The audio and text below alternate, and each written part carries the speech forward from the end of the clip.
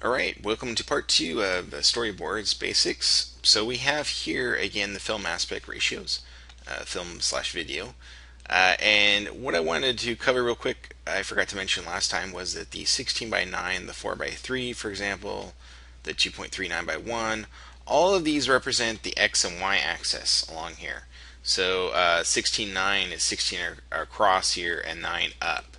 And the cool thing is you can set the proportions on that with a Marquee selection tool in Photoshop. I'm going to show you how to do that in just a sec. I did want to show you that I usually start out with a template, which I already have here. And if I switch to, you can see here I have a frames layer, which basically has all the frames spread out. I have an actual mask, which will become more apparent here in just a sec. And I have this panel 1 group, which if I duplicate it, just by right click, duplicate group, and click OK, everything in there will basically be set up, so I don't have to re-add these layers and rename them. So I have ink, tone, and thumb here. So each of those are how I sort of organize my layers here. So the thumbs represents for the thumbnails, and then the tone is for the sort of value, and then the ink is sort of the harsh black lines. And then here's the original set of rectangles I'm going to show you how to create in just a sec here. But let me demo this, the mask properties, just by basically drawing a line in here. And you can clearly see as I draw across here how it's masked out outside the rectangles. So this is because of this mask here that I created above all the other layers. So if I just toggle off the eyeball here, you can see the result here that I actually drew through the areas. It's just that this layer is becoming like a layer mask, basically. So let's get to it. Let's create this new document, and we're going to get started here. Let me just show you real quick, though, before this is the thumbs I created for a Storyboard page, and here is the final result. So you can kind of see the difference here by what I mean about the ink sort of strong line quality with tone versus the sketchy quality of thumbnails. Thumbnails are just really loose. They kind of break down the whole story across, and then the inks and the tone layers basically define everything very clearly. So let's create a new document, file new, and we're going to do this in pixel, or actually let's go inches here, and we're going to switch to 19 for the width by 13 for the height, sort of the poster magazine standard, and we're going to switch resolution to 300. And everything else will keep the same. We want it to be in RGB color mode, that's very important, and we're going to go ahead and click OK here. So I can select this Marquee Tool here, and by default this will be set to normal, and basically as I drag across the canvas here, basically it will resize until I release. Now one thing you can do as you draw out, you can hold down the space bar to reposition the selection while you're holding down the left click of the mouse. Once you release one or the other, basically what will happen is it'll freeze the selection, and then you can redraw another one. To completely deselect, you can hit Control D or Command D on the Mac. That's also under the select menu here. So there it is, deselect. There's some other options for selection in here we'll get into later. So what we're going to do is we're going to work with, instead of normal, we're going to work with a fixed ratio. So in here I can type in whatever ratio I want, 4 by 3 for example, if I want the standard TV. But what I've decided to do is go with the 2.39 by 1, which will give me this widescreen effect here. So let's go back to Untitled. I have that already typed in here. You just highlight, type in 2.39, and then type in 1 here. So as I draw a selection, doesn't matter how big it is, it's still going to maintain those proportions. Now I want to have at least 4 of these across, so I'm going to draw it a little bit small, not crazy big. Something like that will probably work. I'm going to add a new layer by going down here to the new layer tab, which is right next to the trash can. And then I'm going to hit the G key, which is the hotkey for paint bucket. If you do have the gradient tool selected, you can hold the mouse on the tool and go down to paint bucket, and then just make sure black is your foreground color. If you hit the D key, it'll default black and white, and then click on inside here. I'm going to deselect by hitting Control D.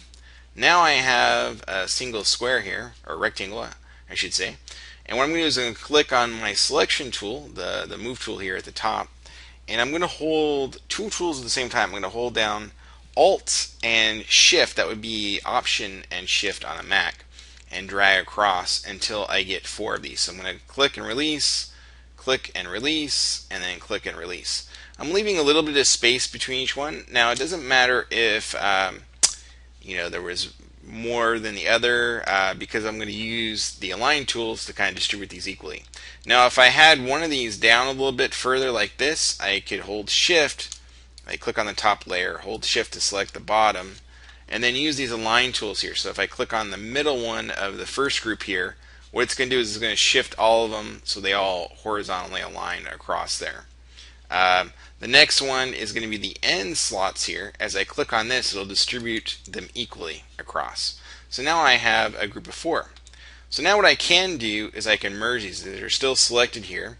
So I can right click and go down to merge layers. So I have one whole layer here. Now what I'm going to do is hold Option or Alt again with the Shift key and drag downwards and get a whole nother grouping, basically like that. So I have two groups. Then I'm going to do it one more time and one more time. So now I have four of these. So now I'm going to hold Shift key on all of these, and I could distribute them again using the other tools here. So if I click on this one, and then this one will basically distribute them horizontally, even them out quite a bit.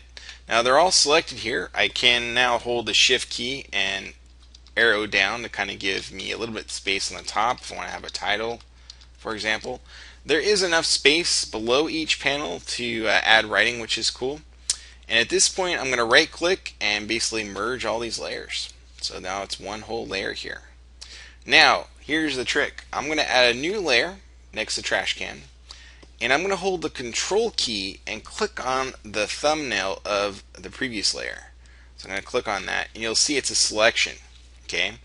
Now what I want to do is basically inverse that selection to create essentially a mask. So I'm going to select and go down to inverse, which is right here. And I have an empty layer here, and I'm going to hit the G key again for paint bucket. But this time I'm going to hit the X key. So I have white is my foreground color. If you hit the X key, it reverses these two. And I'm going to click up here towards the top. Just one click. And now if I hold Alt or Option on the eyeball, you'll see that I have a white mask here. And I'm going to rename this. I'm just going to double click on the layer and call it mask. So that's my mask layer. Now I can hit Control D to deselect. The next step is to actually have the outlines, right? Because we're not going to actually work off this. So if I turn it off, you'll see there's nothing there. So let's click on a new layer here again, and then we're going to Control click again on these little squares again. This time, instead of filling them in or inversing the selection, we could fill in, but that would be basically creating the same black. We essentially want strokes around each selection. Well, there's one way to easily do that. Let me turn off the visibility of this layer first, so we can still see the selection here. If you go to Edit up here and go down to Stroke, you can basically stroke your selection to whatever point size you want. Now, last time I used this, I had 15. That's quite a bit. We don't need it to be that big. I'm thinking like maybe, I don't know, we'll try 4. And we'll click OK and see how that looks. So 4 looks pretty good. If I hit Control D, I just realized, let me undo a couple times. I stroked it with white as my foreground color. That's why it was invisible.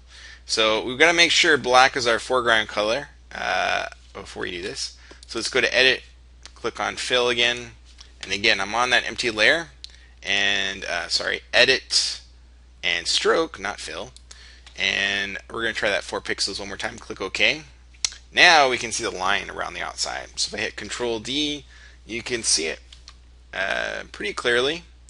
They're a little bit light, but I'm almost thinking 4 was just a little bit too thin. I kind of like them to be a little bit thicker. So I'm going to Control click this again. Go to Edit and Stroke, and let's go up to maybe 10 pixels. Click OK. I kind of like that effect better. So Control D to deselect, and that looks pretty good. So we essentially have, these will be our our individual little pieces, and we have the mask here.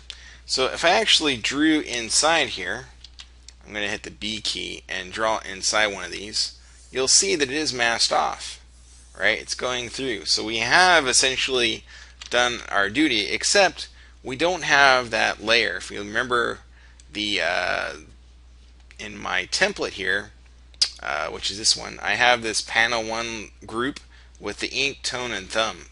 So we need to create that real quick. Now we want to create it below the layer 1, which is basically our squares, which I believe I titled frames. Yeah, I just call them frames. So we'll do the same thing here. Double click in here and just type in frames. So now I'm going to create a new layer, and I'm going to create actually 3 just by clicking a couple times. And I'm going to rename them. I'm going to rename top one ink. The next one I'll rename tone. And the last one we'll rename it thumb. And again, this is all for saving time here. Then I'm going to hold Shift key on these 3. And then I'm going to hit Control G, which is the hotkey for group. And now I can call this panel 1. Now, if I want to make, basically we have 16 panels here, another panel, all I got to do is right click, duplicate group, and call it whatever I want here. So I can call it, panel 2, and click OK. And if I drag it below the other one, we can structure it that way. And if we open them up, basically they all have the ink, tone, and thumb. Pretty cool, right? So now we're set up here. We can name this. If I was working on panel 2 could be right here, and it's separated out from panel 1, which if I drew here would be right here. So we have now successfully set up our system here. We have the mask, the frames, we have the mask, we have our panels, our individual panels set up. And we've done that all in Photoshop. So that concludes part 2 of the storyboards. In the next tutorial, we'll cover some strategies for drawing storyboards. See you soon.